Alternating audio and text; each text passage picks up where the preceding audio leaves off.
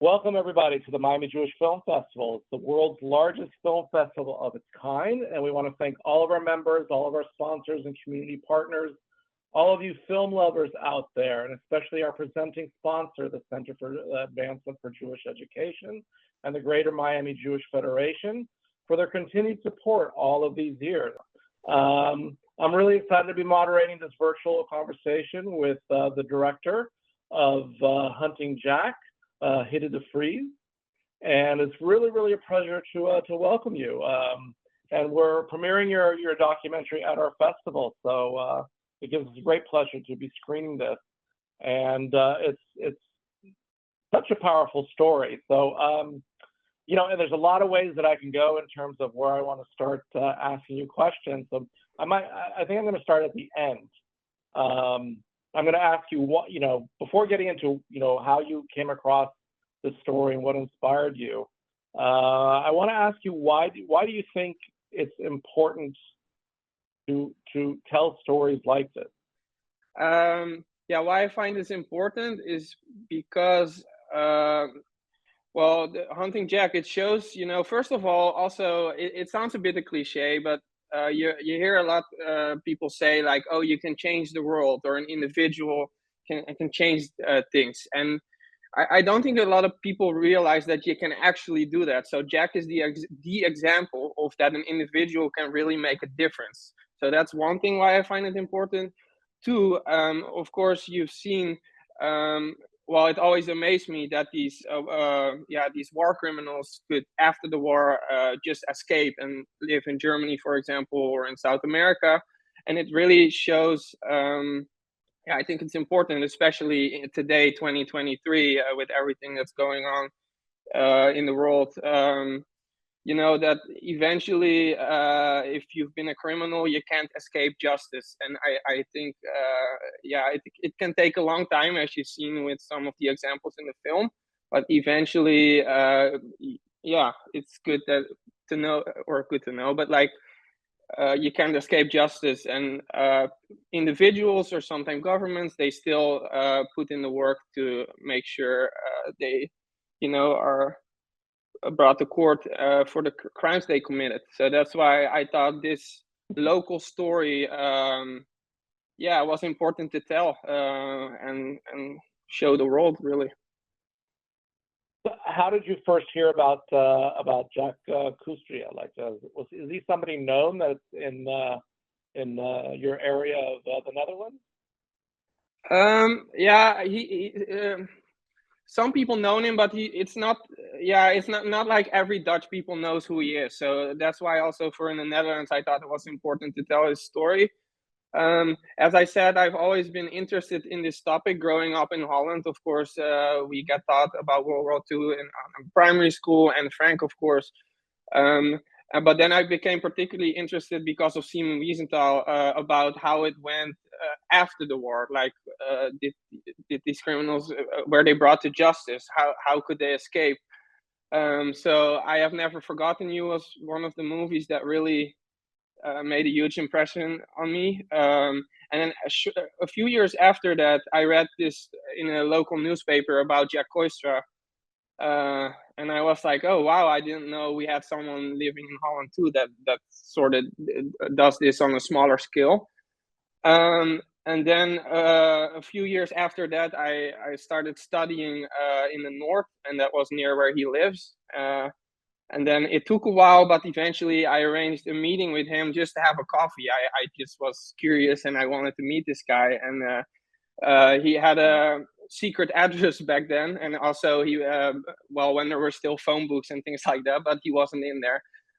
But through the newspaper, they figured out they could trust me. And then they set up a meeting with him. And then I had coffee with him. And that's where it all started, kind of. Uh-huh. You said he had a secret address. So in terms of the work that he did, because I mean, he was a regular journalist. He was a journalist for a national newspaper. So he was known for that, for being a regular journalist. I think you said he was a court case. Right. Yeah. Yeah, but I because mean, of the work that he, you could find him, yes, but like he didn't want people to know where his home address was, mostly because what he tells later in the film, and also his wife didn't want it. They had some threats, and in the 90s that was way more than right now. But yeah, and he just didn't want to give his address to everyone. right, I see. So, so in other words, it was, I guess it was unlisted, you would say. That's what we would say here, that it was Yeah, okay, an unlisted, unlisted. Yeah, right. Uh-huh. Well, no, I am, and he does in the film talk about some of the threats that he did receive, and even his wife, if I recall correctly, being run off the road. Perhaps when he was, I guess in the 90s, he was bringing, what was the gentleman from Canada, Luyten? yeah, Uh, Jacob Lutyens. Leitchen, yeah, to Jacob Leitchen to justice. Um, Yeah, and then but also Herbertus Bicker and Lutyens. right, Yeah, he only passed away last year, which is kind of crazy. yeah, I saw that on the end Yeah. notes, which is really fun. And he was allowed to remain in Holland after he was released from prison. Jacob Yeah, he Leitchen. was declared stateless. Maybe that's a better word for secret address, but yeah, he wasn't when he served. Yeah, when he got out of prison, yeah, they gave him. Yeah, he wasn't allowed to go back to Canada, so where his family still was. So, uh, I mean, I do agree with Jack. I guess yeah. Once he served his time, and he was already end 70s. In a way, like then he served his time, but like the punishment, of course, was also still going on because he couldn't go back to Canada. Correct. You know, justice was served, as they say. Yeah. It's fascinating to me, like, and I'd heard about this before in another documentary about the Holocaust in the Netherlands, but it still was just a very, very strange reminder. Number one, that a lot of the war criminals that he found lived in Germany, Hmm. and that they couldn't be extradited back to the Netherlands because of a law that was passed during the war and that the German government was still honoring. Yes, About the the Führer it's like, Erlass, if I say it correctly, in German. Yeah, they called it that way. Yeah. but what? I mean, and Berker was finally brought to justice. But why do you think modern Germany still kept that law on the books and still followed that law, like not allowing foreigners who had served in the Waffen SS to be extradited to their home country? Yeah, I find it hard to say why it took so long, but that's why we brought in the professor, as you see in the movie, Houwing ten Kate from the University of Amsterdam. But yeah, he explained that, and I think only somewhere, I might be wrong, but like in 2000s, they really got rid of that law. Mm-hmm. But yeah, it was in a way, yeah, I found that very strange as well. Like how could that go on for so long? But they did seem to make a turn in Germany that eventually they did start to try, yeah, try more war criminals and facing their past, and they wanted to do everything to bring them to justice. But that started really late. I think they still try to do it today with the very last ones. I think there was still a woman that was 97 was tried last year. But Mm-hmm. yeah, why it took so long? Yeah, that's a good question. I'm not really sure. So let me ask you: once you decided that you wanted for your first documentary, you wanted you know Jack to be your topic.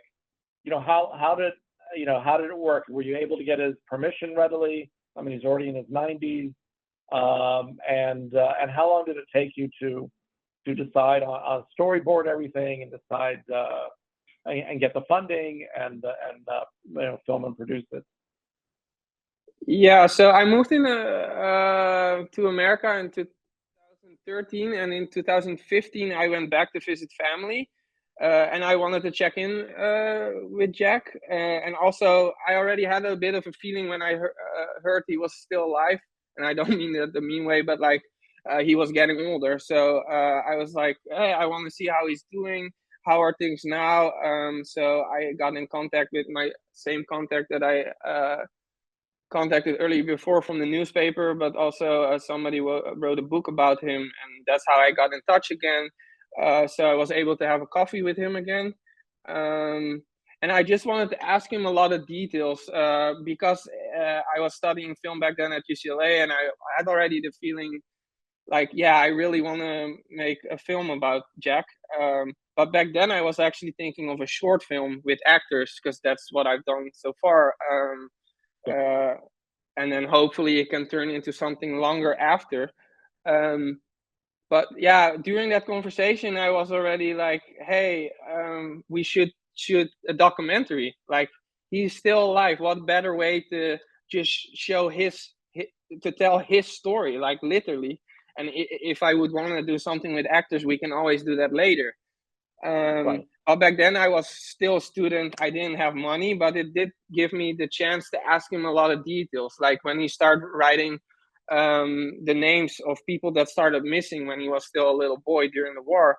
Like even what was the color of that book? Like that seems like stupid things, but I really wanted to go more in depth and know everything, like how that went. And then we stayed in touch. He did give me his email address. We stayed in touch.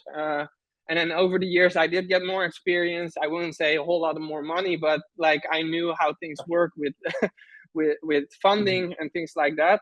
And yeah, I came to this point in my career that I was like, and I liked working here on sets as well as too. But like, hey, I really want to make things what I'm passionate about, and I'm just gonna go for it. And if I have to fund it myself or find ways, I'm just gonna do it. And I've been in touch with Jack's life, Jack himself, and his story for so long. So I was like, I'm just gonna go for it. So I wrote my own pitch deck. I asked him permission, of course, and he was on board right away because we already established a relationship. Um, yeah, and it started from there. And then I started writing. There's quite a lot of foundations in Holland actually that support to keep these stories alive and going. Yeah, and then the one after the other, they were really enthusiastic about this story. Also because yeah, some people knew Jack, but not. They all thought like me, it deserves a wider audience. And yeah, Right. then the ball started rolling, and uh, yeah, the first we got approvals from foundations, yeah, and some funding. So that yeah, then it still took a lot of years and COVID, of course, to get it off the ground, but we're Right. here, so that's good. Was there, Yeah. I mean, the documentary is very, efficient in its time and tells the story powerfully within the 50 minutes. Was there anything that I'm just always curious, like the documentaries, because, the documentary makers always want to include as much as they can. Was there anything significant, but yet you felt like for time and for the storytelling that you cut, that you found interesting, or thought, oh, it would have been nice to have put it in there, but it doesn't, was help the story? I'm not really sure if we really cut something that's missing right now. Actually, when we started, I only wanted it to be 20 minutes, but when we were when we dive more into this project, we just realized that wouldn't serve his work in just 20 minutes. I don't know. It didn't feel like a good time enough. But anyway, yeah. So one of the people Bicker shot, Jan Houtman, murdered. His daughter is still alive, and I, I, and I really wanted to interview her because that's just a perspective we didn't have. And she gave one interview before that was also in the early 2000s. So I contacted that journalist, and we did get in touch a little bit by email, but her health wasn't good anymore, and she really just kind of didn't want to be on camera. It's traumatic, of course, and she was already older. Right. So yeah, I respected those wishes, so I wasn't gonna push that more. And then the second thing, I'm not really sure if I regret it. I started to learn that Luitjens, Jacob Luitjens, was still alive. And then through Jack and some of my own research, I did find out later there was a podcast about him too by a journalist in Holland. But I did find out where he lived actually. But it was of course really hard to get in touch. So we have debated a long time, like, do we go there? But then it becomes sort of like this sensational type of journalism. Oh, we knock on the door and yeah, even though with the things he did, it didn't feel right to me. But I did end up getting in touch with like his main carer. In Holland, the health system is pretty good, so elderly, they have their own carer or even at home, and he still lived in his own house. Yeah, and then she did say that it wasn't a good idea. We tried a couple times. And yeah, it could be a problem that he sees Jack for the first time, who is one of the people, yeah, that you know brought him to justice. Is the cause that he couldn't see his own wife, who is still in Canada anymore. So that could cause health issues even or stress. So Right. she really didn't want it, and I decided to respect that. And then the podcast that was made and really well done as well about Luitjens, they did do it, and they did get to speak to him, but they didn't bring Jack with them. Of course, it was more about him Right. as an individual. Yeah, but sometimes I was like, yeah, it would have been interesting, like if it would go well, because Jack told me that he has no, and he says that in the film as well. He has no today, and he became milder. And Jacob, in a way, was also pretty young when this all happened. That doesn't mean like that the things he did are justified, but like that he wouldn't Right. like be aggressive. He was just interested to speak to, and he wanted before when he was in prison to speak with him, see how he thinks about it now. And as a filmmaker, and also as me as a person, I would have found that really interesting, of course, if we could even if it was behind closed doors without cameras. I proposed that as well, and then hopefully we could just take a photo of them meeting and maybe somehow include that as well. But yeah, Right. so if you're asking me about things that originally some other things I would have wanted in the movie, yeah, those were two things that we thought about to maybe include, but it didn't happen. But I'm still really happy with the stuff we have in it now. Look, the final product tells a very, very moving story, and I think that it would have added some element of drama, but yeah, right.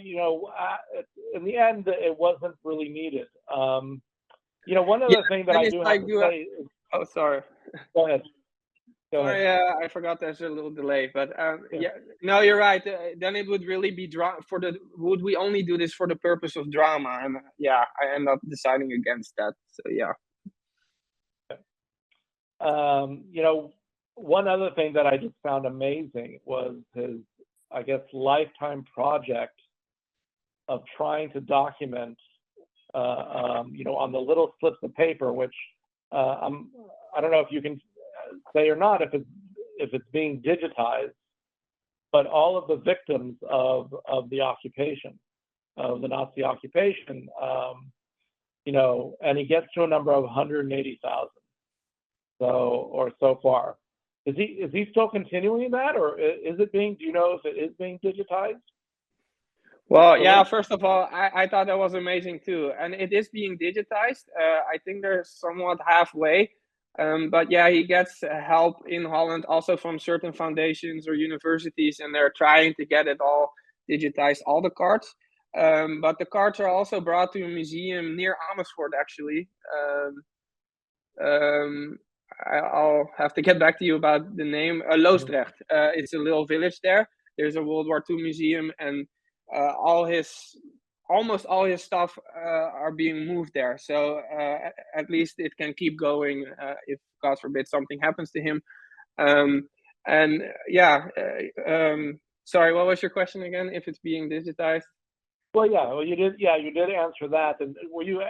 I see that you filmed there, but it was. Did you spend any time like going through any of the names? Yeah, so for us, he brought like a few with them, and it was just yeah. very impressive to see how he wrote all that down already from when he was pretty young, and how he kept doing that. Because of course, also for the movie, or you really quickly, or marketing terms, you hear Nazi hunter, and that people think that's exciting. I'm not sure if that's a good word, but like, but yeah, what I also wanted to show is it was way more than that. Like, yeah, he kept cards of all these victims, and also, as one of the his old colleague says in the film, like, I just asked him this last week. He still every now and then get emails from people, and they want to know what happened, to their relatives. So, and that was way more back in the 90s. But when internet became a thing, that searched, or that really, he got a lot of emails again, and he still sometimes does. And it can also be, as in Holland, you quickly say the good and the wrong side. Um, sometimes it's, or in the film we show that too with Mrs. Oranje. It's grandchildren, and their Right. grandpa was on the wrong side, so to say, but they still, in a way, they're victims too, on a different level, of course, but they also want to know what happened and have more details. And a lot of times their own parents don't want to talk about it because it's traumatic, for them or for their families. So Right. That was actually a great thing to include, to have the cousin of Meep there. That was an important part, because we speak about survivor guilt, but there's also, I think, maybe if you find out a relative was a collaborator, or participated, not just a collaborator, but participated. There's a form of guilt in that as well, even though you had nothing to do with it. And I thought that was an important part. So what is something that you've known him for years, you made this film. What have you what's the most important thing that you have learned from Jack, from all this? the most important I've learned, I kind of touched base about that a little bit before, but that as an individual, you can really make a difference, and that can be as all sorts of levels. Of course, not everybody is writing down all victims from the war, or prosecuting war criminals, but like, he as an individual really made a change, and that's one. And then that leads into determination. Of course, he really went for something. He never really got paid for these things, but it really was something he felt he needed to do. So, I think that's the biggest lesson that you can, uh, as a small individual, still create change, in one way or another. Yeah, it's true. We all have a contribution to make. So, which is wonderful. And I think, this film is a great contribution, not only to Dutch history, but also to Holocaust history as well. What do you think, from knowing Jack so much? What do you think he would want his legacy to be? Like, what does he want to be? I mean, obviously, does he think he's anybody special, or is he still? He seems like very humble about this. As a matter of fact. He's humble, but he's also a unique character. He's not afraid to Uh-huh. say what he thinks, and of course, or else you're not doing this type of work. His legacy, I know it's important for him. What we just touched based on that, all the cards will be digitized, or will be preserved. But of course, that's a practical example. But like, let's say, God forbid, there will be a fire or something like that, then all the cards are Right. gone. So that's why he wants them to be digitized. He wants them to give a place. That's why it's great that this World War II museum in Loosdrecht, in the middle of Holland, is getting a lot of his stuff. They also have a few of those magazines he talks about, which is also insane to me, that in the 90s, those magazines were still going around, and it would actually say when the reunion would be. It wasn't in that way. I mean, he found that out, but in a way, it was not that hard to figure out where to be. Right. But Um, that is astounding that they were. I mean, I could see maybe in the 50s and 60s, 70s, maybe them being published, but into the 90s, that magazine was being published. Yeah, that's And crazy. others And like uh, that's so astounding. they're at that museum as well, and then also the film itself contributed in keeping his legacy alive. But Right. he mostly find it important that this story is being told, because I mean, yeah, I don't have to tell you, but all the anti-Semitism that's happening again, and things Mhm. like that, that these stories are important. Yeah, so Right. that's Has he seen the film? Has Jack not seen the to be film? no, to be honest, not because he's seen parts of it, but he really wants to. He fell last year, so he's not. He wasn't doing so well. He's 93 by now. So he's temporarily he's doing better now. He's still very sharp. He's back at his computer emailing, but he can't really walk right now. They're doing physical therapy with him, so he's in an assisted living sort of center. Um, but they're organizing a screening for him in January with all other people that live there too, and they invited the mayor and things like that. So he wanted to wait for that. It premiered last week in Holland, at a big festival there as well. We of course wanted him to go there, but that wasn't possible because of his health. But his son was there. I unfortunately couldn't go myself either because I lived far away and I couldn't make it for that screening. But his son wrote me a really long email and got really emotional about it and was really happy with it. But yeah, it's still now. Hopefully, Jack likes it himself as well. But That's yeah, great. No, that's well. I hope you can make it back home to the Netherlands for that premiere. I think that would be great if you could be there with him when he sees it. yeah, I hope So so too. what's next? What's next for you? Any project on the horizon? For me, well, yeah. So I'm. This is my first documentary. I did a lot of short films before with actors, more that kind of work.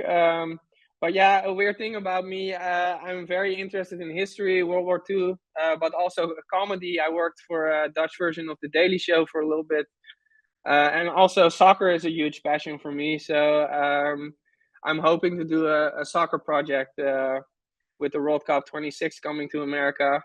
That's something in the pipeline that I'm working on. But I Mhm. really fell in love with documentary filmmaking and doing a portrait like this, and especially in an important stories in a historic setting. So yeah, I hope I get to do more of those as well. What is next for you? Like what are your next projects you have in mind? So this was my first documentary. Before I did a bunch of short films, but it was always with actors and scripts and things like that. But I really fell in love with making documentary filmmaking. Sometimes it's not great that you not know what's going to happen exactly on shooting days, but that's actually also the beauty of it because you get sincere moments that you can't come up with beforehand. So I really, especially making portraits like this, yeah, I would even say maybe I'll only do documentaries from now on. That would be great. Yeah, I have maybe a weird interest in or combination. It's history, comedy, and soccer. The World Cup is coming here in 26. Johan Cruyff used to live in LA, so that's always been a dream for me to highlight that part maybe in a short documentary. So it could be a soccer documentary, but I would also love to keep making historic type of documentary, especially portraits like this. Yeah, Sure. in the future. How many? I'm just curious before we conclude. So you just said that you never know what's going to happen when you start filming. Like, how many times did you meet with Jack, and how many hours of film do you have that you had to edit? You had to edit down to for the final cut. A lot of hours. My editor probably still gets nightmares from all the footage that we shot. But like, because I already lived in America, I flew back home.